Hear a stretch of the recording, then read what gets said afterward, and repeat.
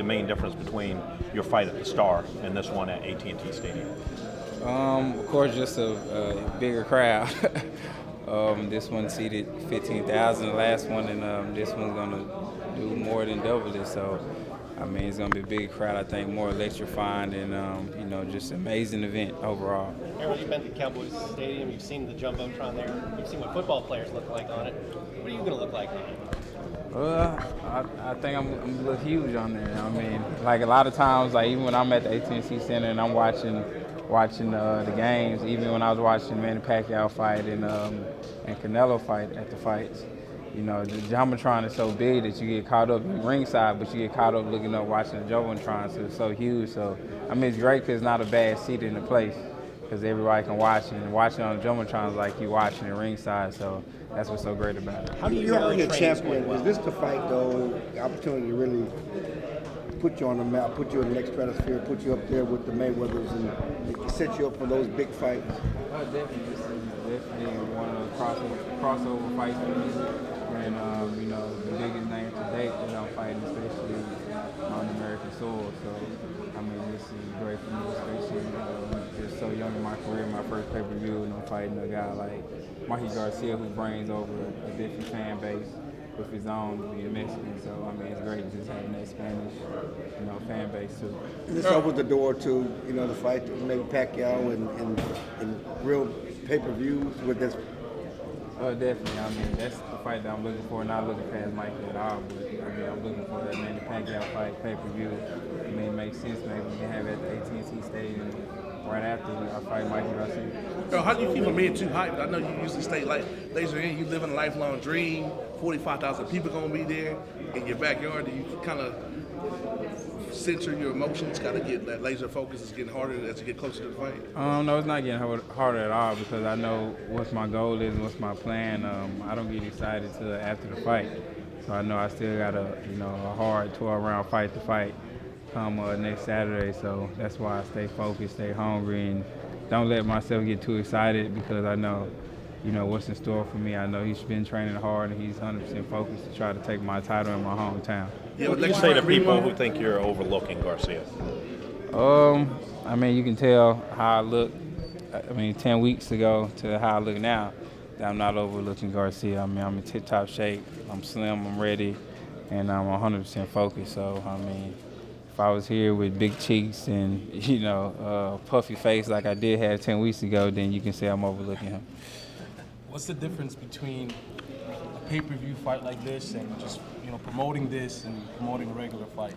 The difference now is, of course, I'm getting pay-per-view buys too, so that's added money. But you got to be more dedicated, more committed to promote the fight because it's pretty much shows that you're a star in boxing and sports period when you have people buying your pay-per-view fight. So all those stats and things like that go into people deciding are you a megastar in the sport. So I definitely want to be mentioned with Florida, especially on the pay-per-view buys level. So this is step one of doing that. So I'm hoping to have great numbers and do great numbers. So guys like Manny Pacquiao will look at that and be like, okay, this is a great business decision to fight him because, he draws a big crowd. You've been avoided for a long time now. Now that everybody knows who you are and you're getting bigger and bigger, how does that feel for you? Oh, it feels great. Like I said on my Twitter a long time ago, tables turn. I was that guy that was, 13-0, 15-0, and was calling out guys like Keith Thurman. They wasn't acknowledging me and things like that. Now I have guys calling me out, wanting to fight me. And so, that's a good thing, especially having guys like Manny Pacquiao considering to fight me. And, hearing about he might come to the fight. That's just great knowing I'm in that position now where, people looking at me, the big money fights looking at me, and guys that been in the game that have put in the work and, future Hall of Famers and things like that that's looking at me and willing to fight me.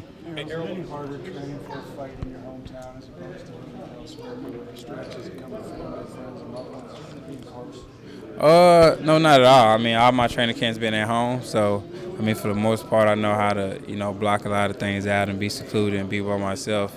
Even, when I have family and friends that want to hang around, I know how to say no and I know how to, tell people and to explain to people, for the most part, what's going on and why I have to do this, why I have to do that, rather than just shutting them out. So, no, it's not hard at all. Why are fans say, okay, why is he worth what we're going to pay for this fight? The show you put on. I think people should pay for this fight because if you know me, you know my boxing style. I'm never in a boring fight. Even if it's, me just beating on my opponent or me having my opponent hurt, I'm always going to try to stop my opponent. I'm always going to try to put on a spectacular performance. I never let my opponent, go the whole 12 rounds without, trying to knock them down. Or if I can knock them out, I'm going to go for it. And Mikey Garcia, Mikey Garcia is in an exciting fight. He's 39-0 with 30 KOs. He's an excellent talent, and, he's coming to put on a great show, too. What's the pressure for you of carrying around that undefeated record and knowing you're viewed as one of the best boxers pound for pound in the entire world? The pressure for me is just, for the most part, is just looking great. I always put that pressure on myself, not just because I'm undefeated or, everybody says this about me. I do that for myself to put on a great performance, put on a great showing, and I want to have great performances. So, a lot of guys look at me and be like, okay, and think about do they want to fight me or not. And that's what I've been doing. That's why a lot of guys don't want to fight me, because I put on these great performances no matter who I fight. So, I'm going to keep doing that, and, there's no pressure at all. What do you think you have to do to be considered one of the all-time greats? Are there steps? Are there levels? Have you thought about the specific things you think you need to do?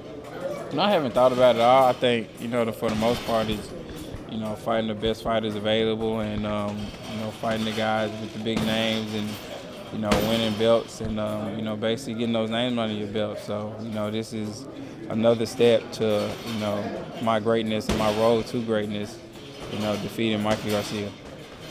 Do you think it's ironic that all these people, the Danny Garcias, the Sean Porters, the Keith Thurmans, all coming here to see you? After this time, like a year or two ago, they were saying you wasn't big enough, you wasn't ready for this. Now they saying you on the big stage in your hometown. It goes back to my my tweet. Tables turn. I knew this day was gonna happen. All I had to do was stay down, stay focused, stay dedicated to my craft, and this is gonna be my opportunity and my moment. So like I said, tables do turn, and now I'm at the top, and a lot of those guys looking at me and had hopes of fighting me and unifying with me, as Sean Porter said, and Keith wanting to have the fight later on in the future. So. Like I said, it's going to be the time where I'm going to be the cash cow and I'm going to be that guy that everybody wants to fight. Besides being pound-for-pound champion, you get this belt and that title, are you more concerned about being the ultimate A-side? So from now on, you be the top dog in 147, you going to call the shots? Is this what this is about for you? No, not. I don't really care about the A-side, so to say. Like, the A-side walking out first, doing this, doing that. That's not me. Because at the end of the day, you got to get in the ring and fight, and it's just you and him. So, A-side as far as who's going to get the lion's share of the money, yeah. But, that's about it. What can happen to a boxer if they overlook someone and think ahead to a fight after a fight? Huh? What can happen to a boxer if they overlook someone and think about a fight that's coming up after a fight? Oh, they can lose, but they can definitely lose. But with me, when people ask me a question about a fight that I want, it's a no-brainer about the fights that I want. It's something that I don't even have to think about.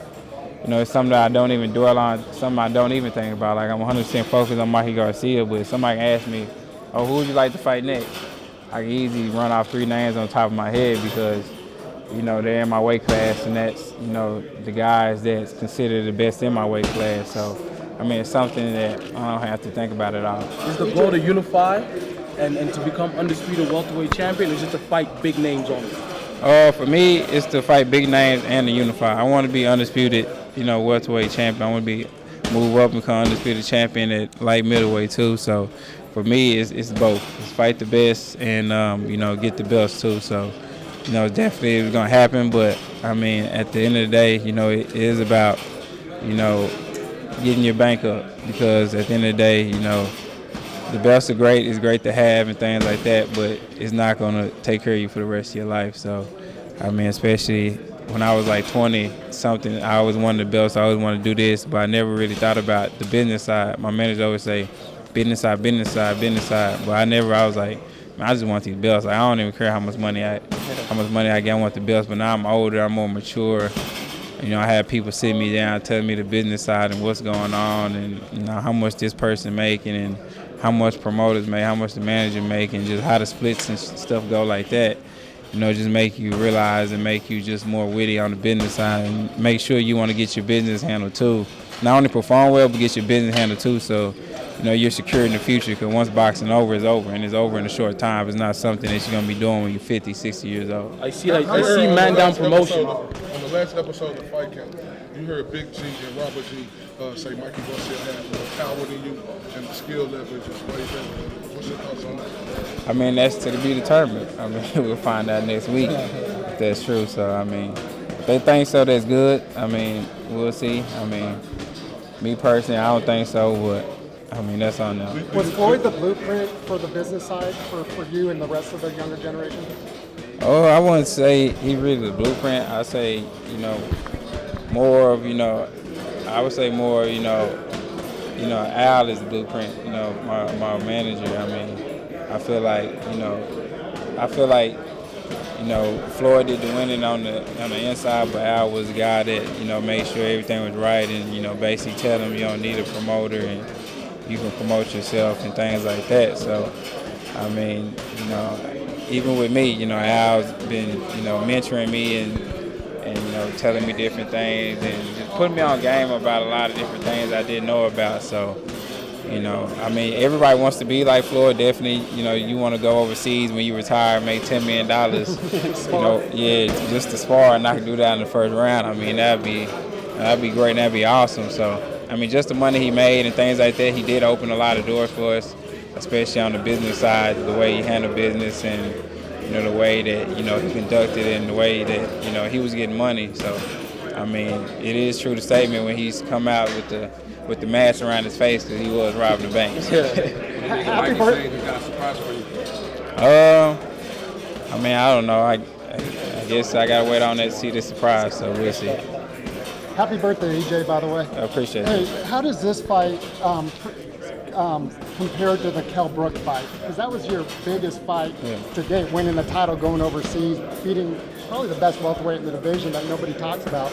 How does now fighting Mikey Garcia, one of the top pound-for-pound guys, is there a comparison you can make? I don't think it's a comparison at all. You know, they're two different fighters, totally different. You know, just one, I was more unexperienced than, you know, now. I think I got a lot more experience now, a lot more mature now, so I think that's just a big difference. But I don't, you know, add anything or take anything away from, you know, either of those fights. You know, I've just completely focused on Mikey Garcia. I don't even think about the Kell Brook fight anymore. Hey, with everybody raining you earlier as the boogeyman at 147, on my previous question, I told you that they think he has more power than you. Do you think that's the wrong mindset for Mikey Garcia and his team to be coming in to this fight? Well, it's not me on the side, you know, their mindset and what they think and, you know, and what their game plan is. I can't worry about that, you know. They game plan, this game plan, I'm not here to add anything to their game plan or take away. So they got their mindset that, you know, they have more power and they're going to take me out. They can do that. If they have a mindset they can box, they can do that too. I mean, you also stated at the press conference that when you touch Mikey Garcia, you're going to spark. yeah. Like you said, he'll retreat in the first round. Is that your game plan to bulldoze him down and let him know you're the boss in the ring? That's not my game plan round one. My game plan always, you know, is a style where, you know, it's dominant. So, I mean, I did say, you know, if I catch him, I could spark him, which is true. I mean, 8-ounce gloves, I'm 24-0, 21 knockouts. So if I catch him, I can spark him. So I just wanted to let him know that, you know, even when I'm face to face with him, I'm gonna keep that same energy that I have, you know, when I'm doing interviews by myself, and then when we face to face. You take care of a lot of local guys, Burley Brooks, you got Fernando, that are on the card. Is that part of the man down promotions and your strategy going forward? Oh yeah, with me, you know, I want to bring, you know, guys that's local, and I want to bring them up. You know, it's a lot of guys that's really good that don't get their light and don't get their shine because, you know, they didn't win national tournament, they won the Olympians and things like that. But they can really fight. You know, it's a lot of politics and amateur boxing and things like that. So, you know, I feel like it's wrong for me to go out of the state to get other fighters when I have, just as good fighters and really good fighters that's in my city that I can bring up too. So, I'm trying to bring up the fighters in my city first, and then I, go outside the state and go get other fighters. But I got hidden gems here, diamonds in the rough here that, I can make into, not make it to superstars, but I can put them in position, and they can make themselves into superstars.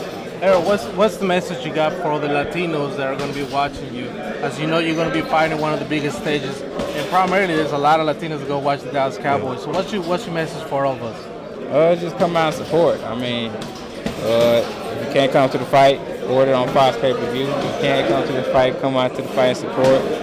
I rock with y'all. Even if y'all going with Mikey Garcia, y'all going for me. I'm ready to fight. I am in Texas, raised here and everything like that. So, this is pretty much Mexico anyway. So there you go. We got you, man. We got you.